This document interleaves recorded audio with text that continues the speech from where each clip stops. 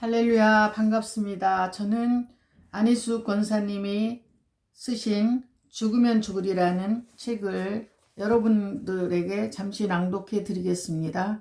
은혜의 시간이 되시길 바랍니다.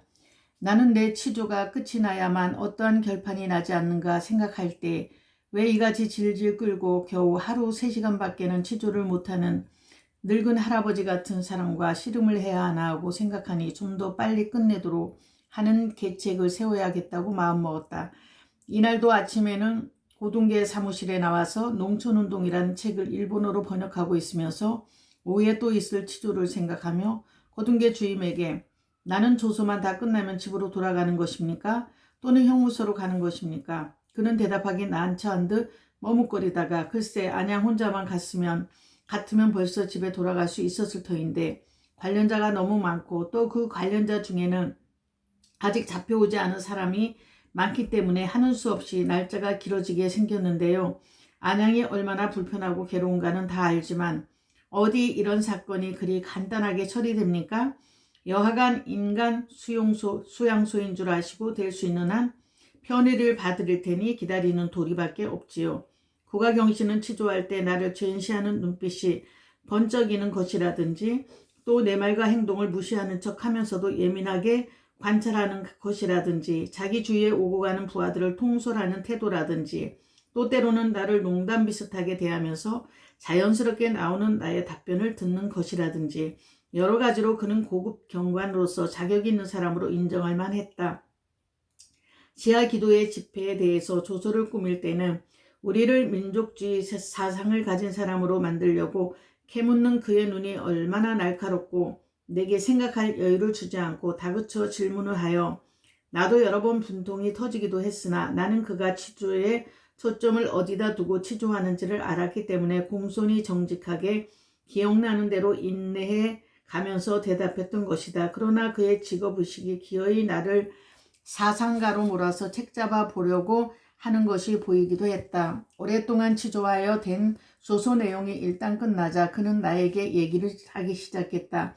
당신은 당신에게 오고 가고 한 많은 사람들만 없었더라면 벌써부터 이 유치장에 있을 필요가 없었을 터인데 그 목사들과 장로들, 전도사들과 관계되어 있기 때문에 문제는 복잡하고 시일은 한정없이 길어지는 거요.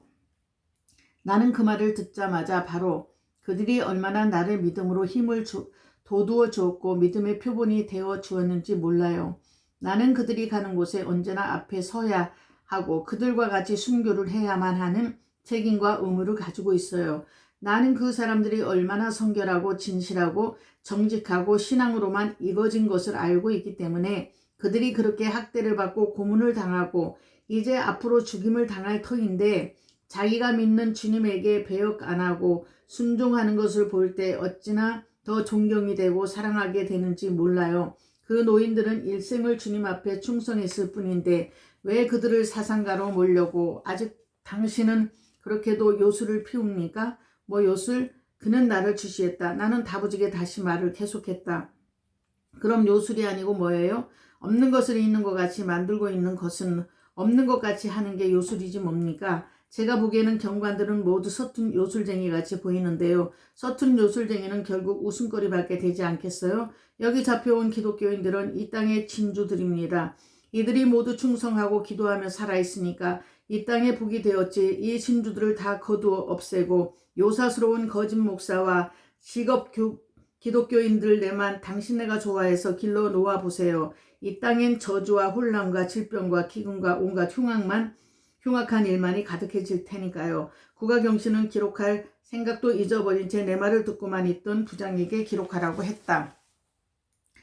이 치도가 끝난 후 국가경시와 부장은 출장을 갔다. 주임의 말에 의하면 다른 경찰서에 구속해 놓은 우리 그룹 사람들을 만나러 간 것이라고 했다. 어느 날 아침 고등계로 올라가서 책을 번역하고 있는데 재수 한 사람을 내가 일하고 있는 자석실로 데리고 들어왔다. 그리고 그를 내가 앉아있는 자리 건너편 의자에 앉혔다. 나는 그를 보고 인사를 했더니 그도 나에게 정중히 인사를 하면서 주영아 올시다. 안양, 이자는 공산당 두목이요. 그러니 이를테면 안양은 뜨거운 적도이고 이 사람은 참 북극인 셈이지요. 고등계 주임의 말에 나는 그가 공산주의자라는데 놀랐다.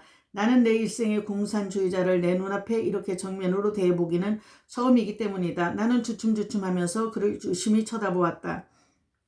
그의 얼굴뿐만 아니라 머리끝에서 발끝까지 자세히 살펴보았다. 자세히 살펴보는 나의 눈길을 그도 느꼈는지 그도 나를 유심히 뚜렷하게 쳐다보는 것이었다. 물론 나는 거기 주임이 없었다면 나를 쳐다보는 남자 죄수 게다가 공산주의자라는 젊은이를 대담하게 살펴볼 수 없을 것 같았다. 일본 동경 유치장에서 나의 건넌방에 갇혀있던 젊은 외국어 대학 출신의 일본인 공산주의자와 멀리서 보면서 손가락으로 대화를 해본 일이 있고 또 대학 시절에 마르크스의 자본론을 몇 밤씩 남몰래 읽어본 경험은 있었지만 이렇게 공산주의자의 두목이라는 자를 내 눈앞에서 똑똑히 본다는 것은 도저히 상상도 못한 일이었다. 그는 키도 늘씬하게 컸고 얼굴도 잘생겼다. 눈은 크고 서글서글한 눈빛이 이상하리만치 이글거렸다. 꽉 담은 입술 사이로 가지런히 박힌 이빨이 말할 때 보이는데 인상이 그리 그의 굳은 의지를 뚜렷이 나타내는 듯했다. 그는 굶주려 살이 빠져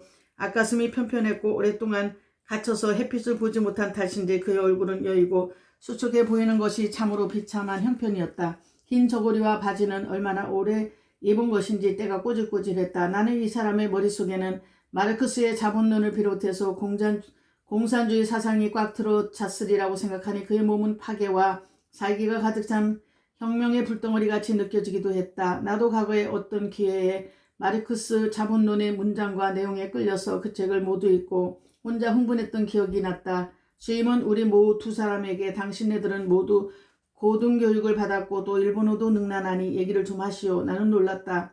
죄수들끼리는 절대로 말을 못하게 하는 것이 규례인데 어떻게 이렇게 서로 말을 하라고 하는가 의심스러워서 주임을 쳐다보니 주군은 공산장이 되어서 너무 차고 안양은 기독교인이 있어서는 너무 뜨거우니 서로 말을 하면 둘이 다 미지근해져서 문제가 없어질 것 아니요?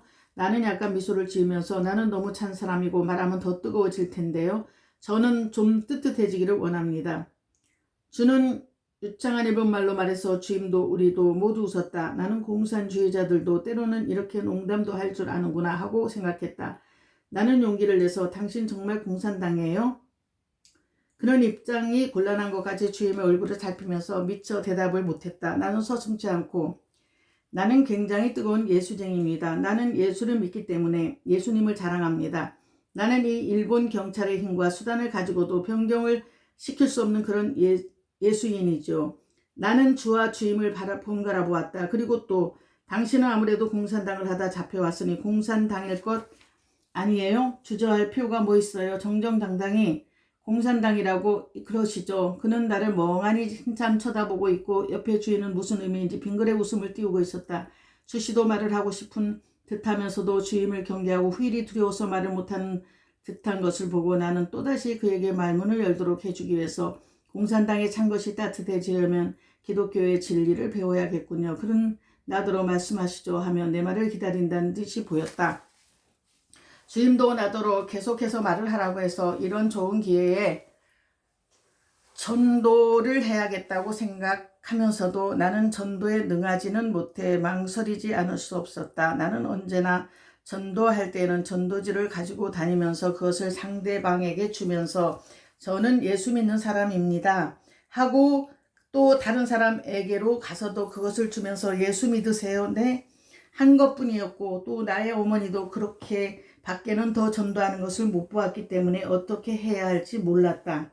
나는 이 사람에게 이런 기회에 전도해야 된다고 알기는 했지만 내 손에는 전도지도 없고 또 어떤 말로서 시작해야 될지도 몰라서 성경 읽어본 일 있어요? 없어요. 그는 한마디로 대답했다. 그래서 나는 정직하게 사실 나는 전도지가 없으면 전도할 줄 모르는데요. 그러나 저는 성경을 거의 10번 읽었고 또 많이 따로 외웠어요. 그리고 성경에 대해서는 좀 아니까 성경부터 읽어보실 마음 없으세요? 그는 대변에 네 읽어도 좋지요.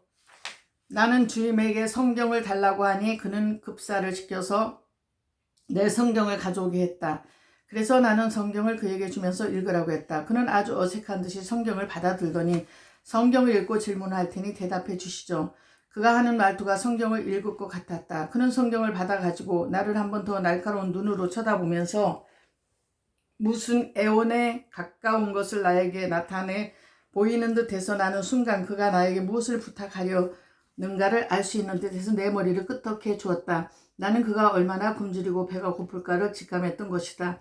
혁명을 위해서 운명하고 강하고 굽힐 줄 모르는 그러나 진리를 모르는 죄의 구렁텅이에 빠져 헤매는 이 공산당 두목이 나같이 연약하고 또 자기와 같이 갇혀있는 부자유한 여인에게 저런 눈빛을 하는 태도는 역시 그도 인간이기 때문에 또 죄수의 몸이기 때문에 할 수 없는 것일 거라고 생각했다. 그도 자기와 내 처지를 생각해서 내게 선뜻 말로는 못하고 기회만을 보고 있는 눈치였다. 주임도 그 두 사람에게 서로 말을 시키는 것에는 역시 자기 나름의 직업적인 어떤 목적이 있었는지 북극같이 찬 것과 적도같이 뜨거운 것으로 비유해서 우리들의 사상과 신앙을 교류시키면 두 사람이 다 이것도 아니고 저것도 아닌 것으로 된다는 농담을 한 것 같았다.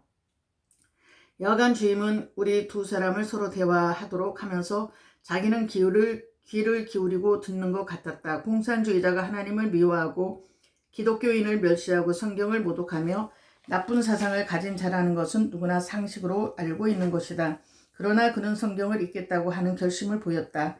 그의 읽는 동기가 어디 있든지 간에 그가 성경을 읽는다는 그 사실에 나는 희망을 가졌다. 나는 점심을 주문할 때 주의 것도 주문해 달라고 주임에게 특별히 부탁했다. 주임은 한참 망설이더니 좋아 먹여주지.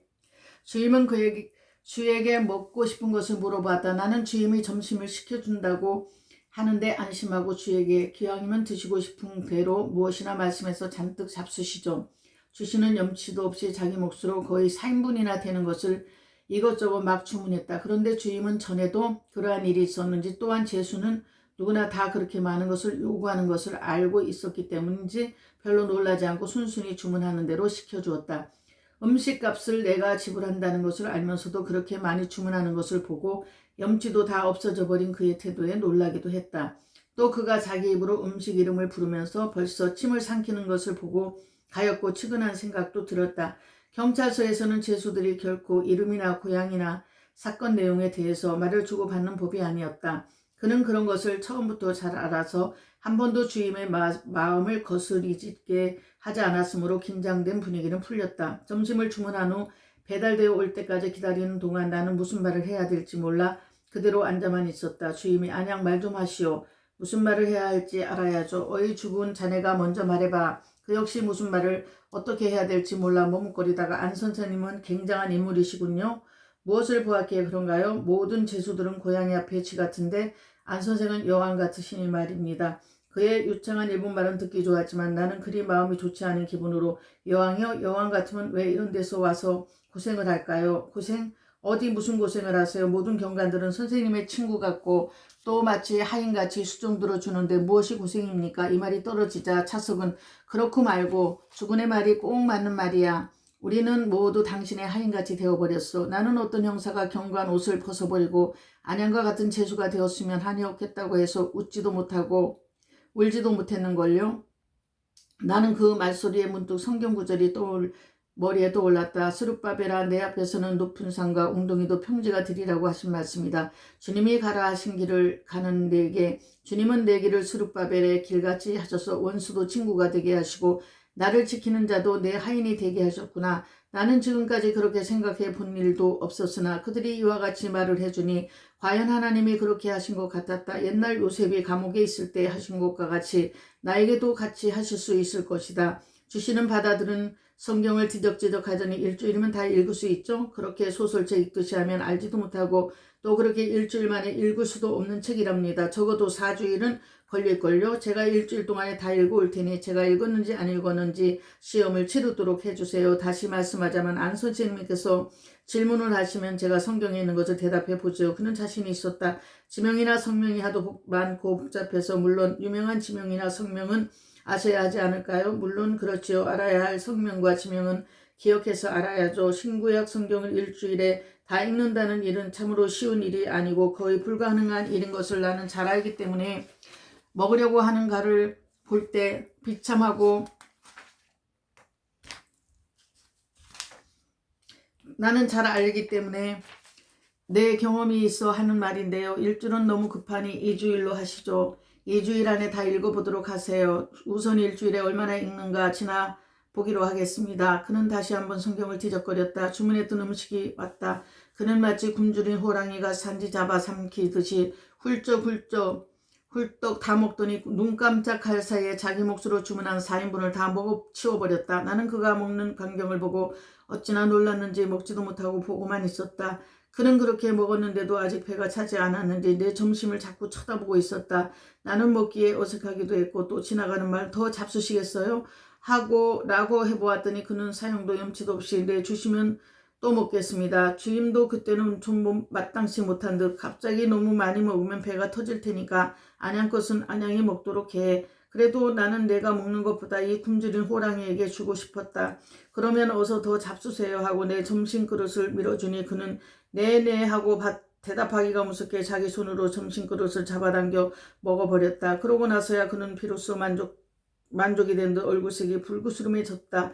그는 크게 숨을 쉬고 나서 1년 만에 처음으로 배부르게 먹었습니다. 그는 대단히 만족해했다. 나는 그의 만족해하는 얼굴을 보고 이렇게 젊은 장정이 반은 돌로 채워지다시피 한 조밥을 1년간이나 먹고 살아왔으니 그 얼마나 굶주렸겠나 하고 생각하며 앞으로도 얼마나 긴 감옥 생활이 예비되었는지 알 수 없으나 확실히 그는 현 지상 지옥에서 살고 있는 것만은 틀림없었다. 돌연히 그는 저는 주기철 목사님과 한 감방에 있습니다. 나는 그 말에 깜짝 놀랐다. 예, 주기철 목사님과요? 그러면 바로 제 건너방이 아니에요? 그럼요. 그래서 저는 안 선생님의 모든 일을 다 보고 있었죠.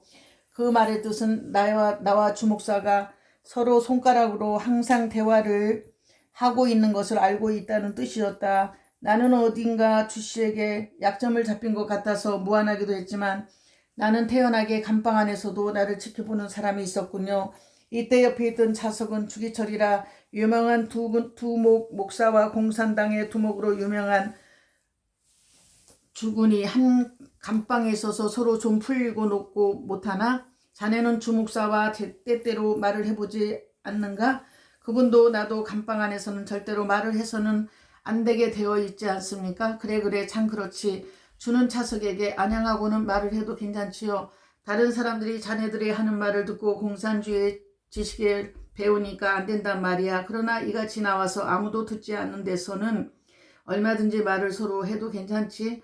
주는 그 말이 떨어지자 그러면 차성님 저도 매일 여기 나와서 안양과 얘기 좀 하도록 해주실 수 없을까요? 그것 봐 자네가 그렇게 나올 줄 알았어. 자네는 기독교에 대해서 알려고 안양과 말하고 싶은 것이 아니라 동기와 목적이 다른 데 있는 것을 내가 알기 때문에 안 된단 말이야. 차석은 나를 보고 싱글벙글 웃었다. 나는 주가 그 얼마나 배가 고파서 내게 달라붙어 내 음식을 얻어먹으려고 하는가를 볼 때 비참하고 가엾으면서도 한편 공산주의자들은 염치와 체면에 대해 아무 관념도 감각도 없는 것이 아닌가 하고 의심해보기도 했다. 물론 나도 배가 저만치 고파지면 저 사람 모양으로 체면과 염치가 다 없어지지 않을까 하고도 생각했다. 하기야 공산주의 사상뿐만 아니라 이 세상 모든 것이 먹기 위해 싸우고 죽이고 하는 것이 아닌가 하는 생각을 했다. 한편 나는 밖에서부터 평소에 이런 고난을 당할 때를 대비하는 준비와 단련을 한 것을 기쁘게 생각했다. 내가 금식 기도하는 습관은 마치 전시의 병기와 방패를 미리 준비했던 것 같은 기분이었다. 사도 바울이 한 말에 나는 부에 처할 줄도 알고 빈에 처할 줄도 안다고 한 구절을 생각하고 창조주를 믿고 순종하는 나는 주님을 거역하고 불복하는 공산주의와 비교해서 생각해 볼 때 얼마나 큰 차이가 있는가를 볼 수 있었다. 주씨는 내 성경책을 가지고 고등계 형사에게 끌려서 감방으로 돌아갔다. 주임은 차석과 함께 직무를 하고 있었는데 평소에도 내가 있을 때에는 절대로 죄수에 관한 얘기를 하지 않는 것이었다. 나는 주가 앞으로 얼마 동안이나 징역살이를 해야 하는지 알고 싶었던 것은 저렇게 배고파하는 사람이 앞으로 얼마 후에야 자기 배를 채울 때가 올 것인가를 생각해서 궁금했다. 나는 차석에게 넌지시 물었다. 주씨는 감옥으로 가면 얼마나 오래 살아야 하나요? 그는 대답하려 한평생이죠. 네, 한평생이요? 그럼 한평생이지. 저런 자는 한평생 감옥에서 우기적거리다가 죽어 없어지는 것이요. 하고 냉정히 대답했다. 나는 가슴이 답답하고 숨이 막히는 것 같았다. 그는 사람도 멀쩡하고 잘생기지 않았는가? 그의 욕망은 누구보다도 강할 것일 거고 그의 격렬한 사상으로 보아 그 욕구도 그만치 강할 터인데 그의 감옥 생활은 남보다도 더 고통스러울 것이 아니겠는가? 그에게는 영적으로 오는 우리와 같은 힘은 아무것도 없을 것이다. 불타는 욕망과 또한 부조리에 대한 분노, 그리고 하루 세끼 먹는 시간에 당하는 식욕의 고통을 어떻게 참고 일생을 감옥에서 살아야 할 것인가. 그는 인간으로서는 우수한 지능과 소질을 가지고도 마치 동물원의 호랑이 아닌 호랑이가 되어버린 것이니 차라리 인간이 부려먹는 말이나 당나귀만 또 못한 것이 아닐까 했다. 깨달음이 없는 자는 짐승만도 못하다고 하신 성경 말씀이 절절히 내 가슴을 두드렸다. 나는 그의 영혼을 위해서 기도할 마음이 생겼다. 감방으로 돌아와서 건너방을 보니 과연 그가 주 목사와 함께 그 방에 앉아있는 것을 볼 수 있었다. 나는 손가락으로 주 목사에게 오늘 일어났던 일을 모든 일을 전부 전했다. 주 목사도 나에게 답하는 손가락 신호를 보내왔는데 유심히 쳐다보니 자기도 주씨를 유심히 살펴보고 있는데 굉장한 공산주의자고 또 철저한 공산 사상을 가진 두목인 만큼 그는 결사적으로 생활하고 있는데 오늘 주가 성경을 들고 들어오더니 그야말로 담독을 하고 있는데 자기도 놀랐다는 것이다. 과연 그는 그 어두컴컴한 방에서 눈을 횃불같이 하고 성경을 읽고 있었다. 감방 전깃불은 너무도 희미해서 어둠이나 면할 정도의 불인데다가 모두가 떠들고해서 밤에 감방 안에서 책을 읽는다는 것은 거의 불가능한 일인데도 그는 성경을 탐독하고 있는 것이었다. 물론 감방 안에서는 누구든지 책을 일체 못 보게 하고 있는데 오늘 주에게만은 고등계에서 특별히 성경을 보도록 허가해 주었다고 해서 주목사도 놀라고 기뻐하고 감사해했다. 며칠이 지나는 동안 주목사의 설명에 의하면 그는 식사 시간 이외에는 성경을 손에서 놓지 않고 읽는다는 것이었다. 나도 그 말을 듣고 또 밤늦게까지 그 어두운 전등불 밑에서 열심히 성경을 읽는 그를 건너다 보고 주 목사께 손가락 글씨로 그가 성경을 읽는 동안 마음의 변화가 되기를 기도하자고 했다. 그가 처음 약속한 일주일이 넘어서도 그는 그대로 읽고 있었다. 8일째가 되는 날 저녁 내가 감방으로 들어오니 그는 바짝 나와 앉으면서 안 선생님하고 조그만 소리로 나를 불렀다. 나는 내 감방으로 일단 들어가서 건너방을 쳐다보니 그는 주목사님의 바로 옆에 앉아서 손을 번쩍 들더니 공중에다 대고 손가락으로 글을 써서 내게 말을 건넸다. 성경을 읽는 것을 일주일 동안엔 다 못했으나 오늘까지 8일이 걸렸습니다. 약속을 못 지켜서 미안합니다. 이제는 준비가 되었으니 질문을 하십시오. 나는 내 손가락을 들고 그에게 대답하는 글을 쓰기를 주목사님의 성경에 능통하니 그와 질문을 주고받고 하시오 했다. 그는 다시 손가락으로 그것은 안 선생님이 처음 성경을 줄 때 한 약속과는 틀리니 안 선생님이 마땅히 해야 할 것이오. 그가 그렇게 말하니 나도 무서울 것이 없었다. 나는 곧 질문을 던졌다. 그래 성경을 통독한 후에 감상은 내가 많은 책을 읽었는데 그 중에서 제일 까다롭고 어려운 책이었습니다. 무엇이 그렇게 어렵고 까다롭던가요? 인명지명이 너무 많아서 기억하기가 어렵기도 했지만 기독교인들이 말하는 하나님은 사랑의 하나님이며 용서의 하나님이라고 하는 것으로 듣고 알았는데 성경에 나타난 하나님은 절대 잘못한 사람을 그대로 용서하지 않고 기어이 벌을 주시는 것입니다.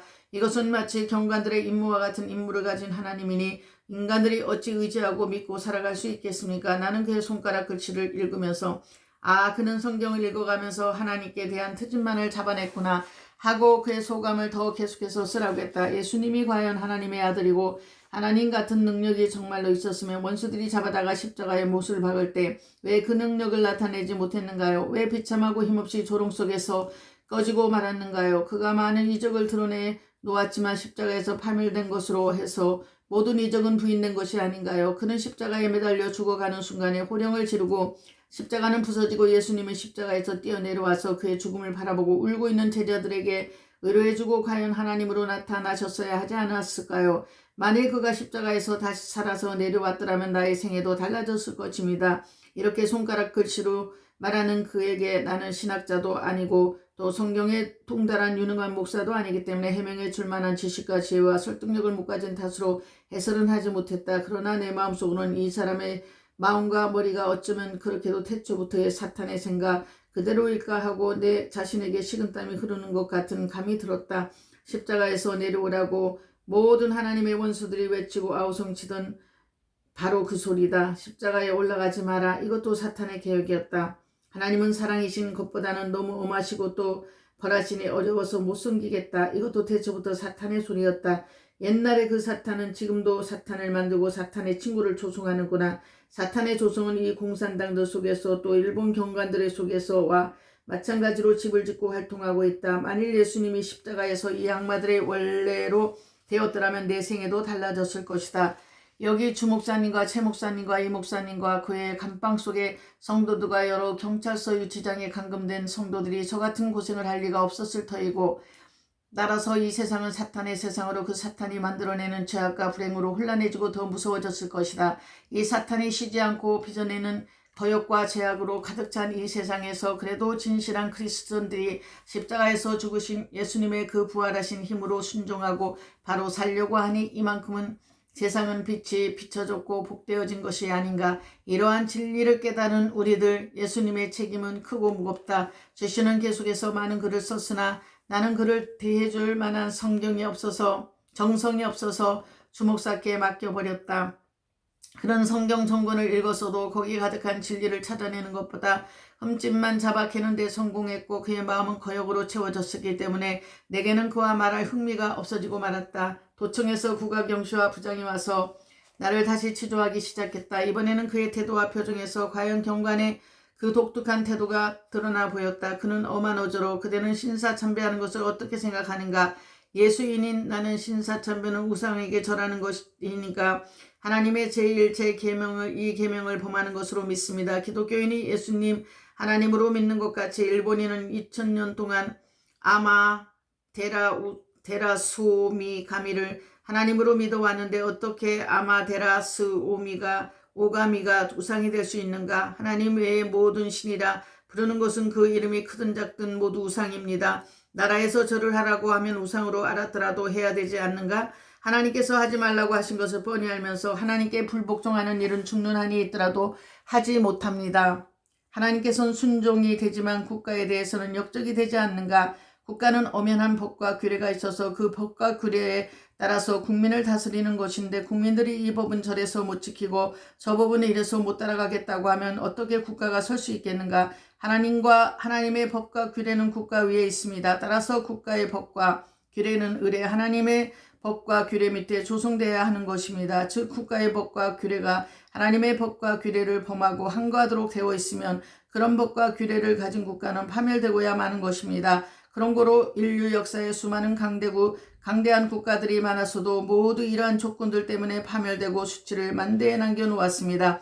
국가나 개인이나 간에 하나님의 법 위에 서 있는 것은 모두 파멸을 초래하는 것입니다. 그것은 하나님이 우주를 창조하시고 또 지배하시기 때문입니다.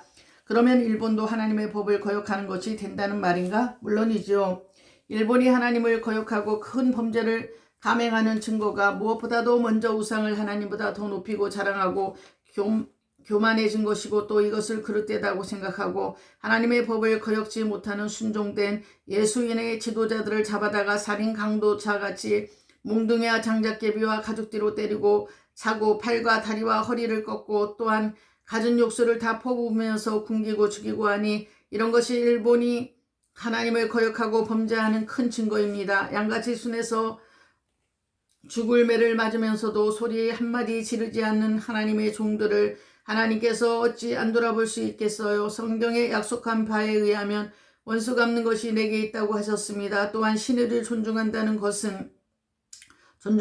일본의 국가 지도자들과 관원들이 믿음이 약한 예수인들을 협박 공갈로서 그들의 약점을 잡아 스파이를 만들어 진실한 예수인을 모두 잡아오고 거짓된 이들은 높여주니 이러한 나라가 설 수 있다고 생각합니까?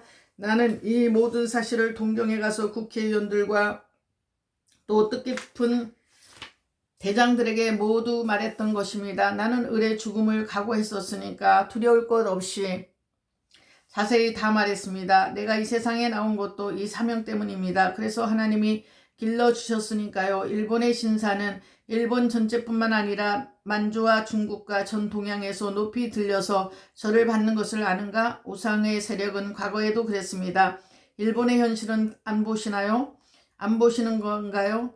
젊고 씩씩한 젊은이들은 모두 전쟁터에 나가서 죽어버리고, 일본의 부모들은 사랑하는 자식들을 전쟁에서 잃어버리고, 젊은 여자들은 과부가 되고 어린아이들은 고아가 되니 일본 땅에는 울음과 탄식으로 가득 차 있지 않습니까? 경씨께서 3일간만 고문을 받아보시죠. 형사들의 눈빛과 살기와 그 혹독한 매를 맞아보고 팔을 하나 꺾여 보시죠. 그리고 유치장밥을 3일간만 자셔보시고 몸에 가죽 뒤로 살이 패여 들어가게 모진 매를 맞아보고 고춧가루를 푼 뜨거운 물을 코에 넣어 보시죠. 그렇게 해도 예수인들은 예수님같이 고난을 겪어보려고 죄 없는 죄를 지고 아프다 소리 한마디 안 하고 그 고역을 겪습니다. 그런데 이 일본 경찰 경관들은 모두 눈이 어둡고 마음이 비뚤어지고 정신이 마비되어서 그들을 살인 강도자같이 대접해요. 유대인들은 예수님을 십자가에 못 박았지만 일본인은 로마인들처럼 예수인들을 학살하고 있는 것이죠. 경식께서도 일본의 신이 전 동양에서 높임을 받는다고 하셨죠.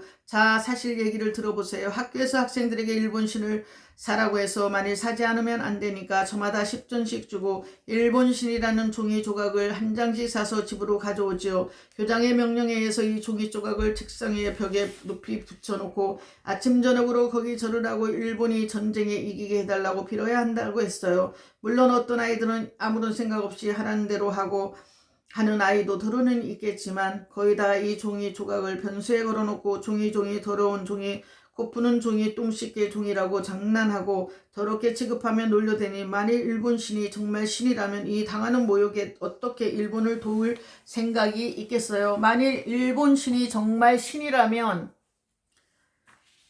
분하고 온통해서 그가 할 수 있는 제일 모진 벌을 일본 국민에게 내리지 않을까요? 그러면 그대는 일본이 망한다는 것인가? 회개하지 아니하면 일본뿐만 아니라 이 지구상의 어떤 나라나 또 어느 개개인도 모두 다 하나님의 심판 자리에 서야 합니다. 일본이 회개 안 하고 신사참배를 강요하는 일을 그치지 않느냐 하면 그대의 생각에는 일본이 벌을 받는다고 하지만 우리는 우리의 일본 신이 그대의 하나님보다 더 높고 더 좋고 더 능력이 있어도 이 신을 잘 섬겨야만 지금같이 일본이 흥황하고 강대하고 찬란해진다고 믿는데 그대가 그대의 멋대로 있는 것 같이 우리는 우리의 전통과 역사에 의해서 믿는 것이니까 일단 국가에서 정해진 법칙이면 반드시 준행해야 하는 것이고 준행하지 않는 자는 법대로 처벌을 받아야 하는 것이 아니겠나? 그래서 이 법도를 지키는 자가 우리가 보호하는 의무가 있고 거역하는 자에게는 벌을 줄 책임이 있어 이와 같이 행하는 것이다. 그런데 성경은 민족 사상이 강한 몇 사람이 맹목적으로 광신에서 문제를 일으키므로 우리가 수습하지 않을 수 없는 것이다. 오늘은 여기까지 있겠습니다. 오늘도 행복하고 좋은 하루 되세요. 감사드립니다.